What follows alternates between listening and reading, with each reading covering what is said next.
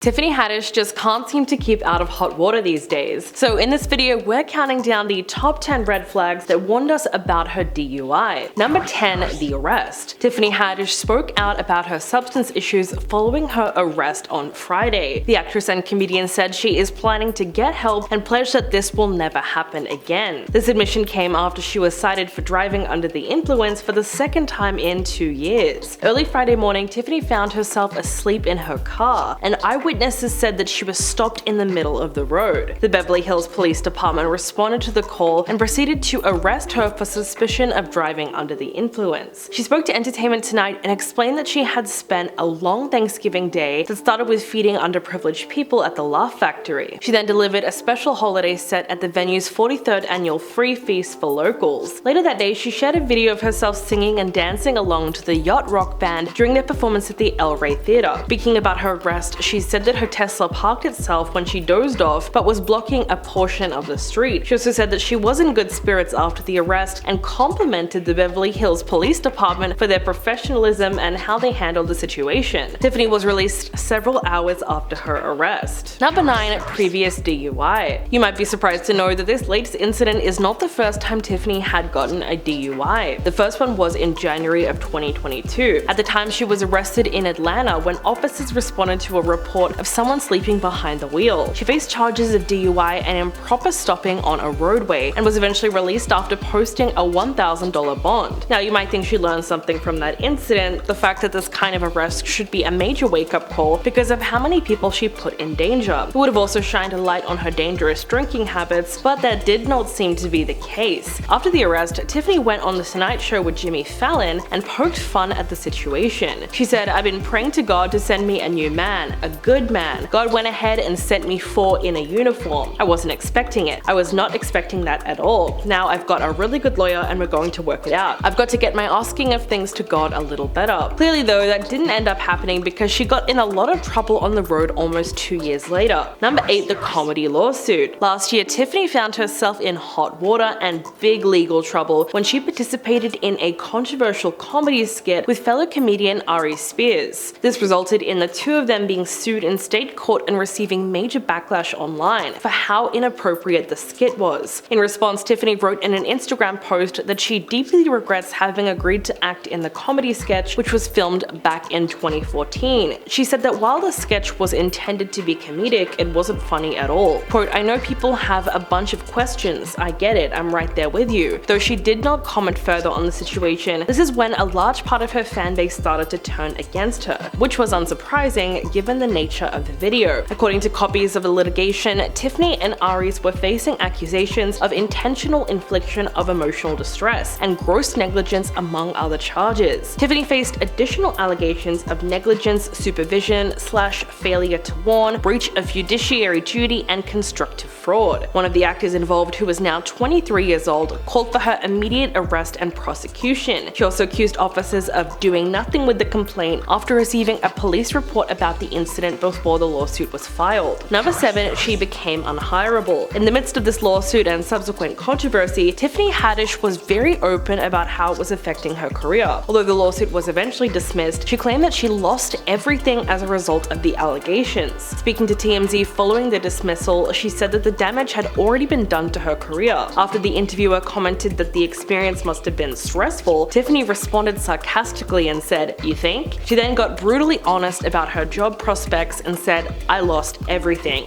All my gigs gone. Everything gone. I don't have a job." At the time, she had 2 projects in post-production, while another one was due to be released. But she had no pre-production projects listed on her IMDb page or any live shows that were coming up. So for a while, it seemed like the industry was rightfully avoiding her, which makes sense given the seriousness of the charges. These days, she has managed to get work again, but there's really no chance of restoring her reputation to what it was before this lawsuit. Number 6, defending Jonathan Majors. Tiffany's various controversies caught up with her over the years, but when it comes to the internet, celebrities seem to get the worst of it, and following the major lawsuit, Tiffany made yet another bad decision. She came under fire for defending Jonathan Majors amid his ongoing allegations. The comedian tweeted a link to a story about the Jonathan Majors case, which included included an article where Majors and his lawyer claimed to show that the accuser was unhurt after the alleged attack. The team included screenshots of the alleged security camera footage that they say shows proof that the victim was unharmed. Shortly after sending out this tweet defending him, Tiffany deleted it, but many people had already seen it and taken screenshots. And because she was dealing with her own allegations at the time, fans were quick to jump on her case and question why she thought it would be a good idea to defend someone else when she has her own allegations to worry about. When her tweet went viral, people brought up her other past controversies and called her out for incidents which had otherwise been swept under the rug. So in many ways, she brought the attention back to her own indiscretions. And by this point, it was pretty clear that even her hardcore fans were getting tired of her behavior. Number 5. Roach Drama. The celebrity stylist told Jason Lee from Hollywood Unlocked that he stopped working with Tiffany Haddish because, in his own words, he had ruined a lot of relationships trying to elevate her. Apparently, she ruined his relationship with several prominent brands. He said that when she was his client, he would inform her when brands were lowballing her based on deals that they did with his other clients. Roach claims that he advised her on how to negotiate to get more money, and instead of heeding his advice and appreciating the professional courtesy, she would go to the brands directly and say,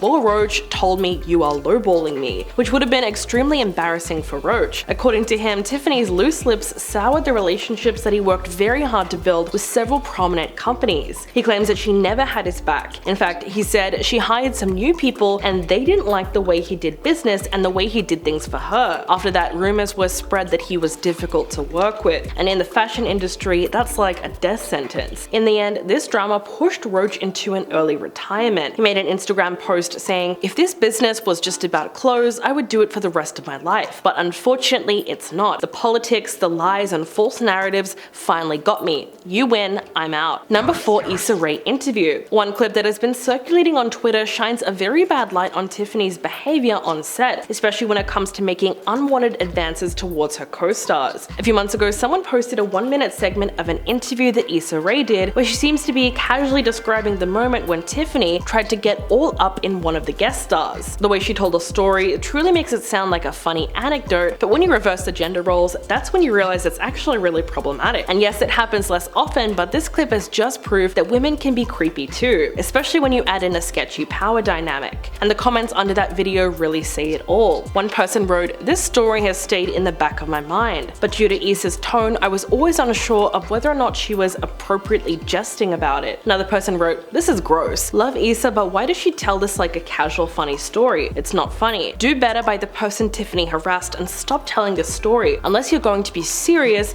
and say that it's not funny, it's wrong." Number 3. Marlon Wayans. When looking into Tiffany Haddish's controversies, some fans brought up comments made about her by Marlon Wayans. In an interview, the comedian took the time to explain to Tiffany why she never quite made it past the audition process. During her guest hosting spot on Ellen, she asked him directly why she was never cast in any of his movies, even remembering that one of them specifically called for a Tiffany Haddish type. She said, "I know we are friends and I know you love me, I love you, but this is what I want to know. I have auditioned for so many of your movies, your family. Why do I never get cast?" And in response, he said, "Me and my family always say you're funny. As producers, you hire and cast people. You are always funny, but you are always on 10, and sometimes you're just inappropriate." Marlon basically said that she was too immature to be cast in his comedies. As an example, he said, "It's like a love scene and you want to sit on the actor's lap and fart. And it's like, no Tiffany, not for this scene. So it was a maturation that had to hit you." He went on to say, "It all happens to you at a certain time when maturity and that stardom hits you, but it's never anything personal." Number 2. Exposing Beyonce. Back in March of 2018, Tiffany gave us some of the most insane gossip to hit the internet since that time she told us about taking Will and Jada Pinkett Smith on a Groupon swamp tour. So she told the world that somebody bit Beyonce. The December before that, she was at an after party for Jay-Z's concert in Inglewood, California. Tiffany said there was this actress that was there just doing the most. She bit Beyonce in the face. At first, she declined to name and shame the actress. She said it was near the end of the party when she had a run-in with Beyonce, who was at the bar. Apparently, she went up to her and said, "Did she really bite you?"